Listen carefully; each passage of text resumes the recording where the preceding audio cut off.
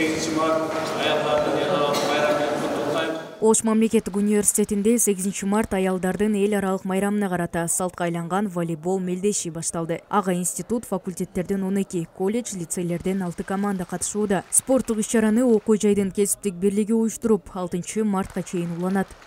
Жалпысынан институт, факультеттерден 12 команда катышып атат. Ал эми колледж, лицей булардан 6 команда катышып атат. Жылда бул өткөрүлгөндөн азыр ар бир факультет аябай мындай жакшы даярдыктар менен өздөрүнүн формаларын алып келишкен. Катышуучулардын арасында Ошмунун стоматологиялык адистиктер боюнча программалардын жетекчиси 65 жаштагы Гүлнара Эргешова да бар. Каарманыбыз жаштар менен тең тайлашып, команданын капитаны. Биз ушу Ош мамлекеттик университетте иштеп атканыбызга аябай сыймыктанабыз.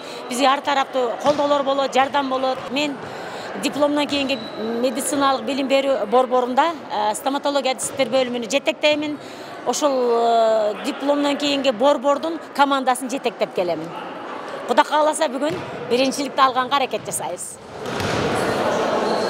Мелдеш профессордук окутуучулук курамдын ортосундагы достукту, ынтымакты бекемдөө максатында жыл сайын уюштурулуп келет.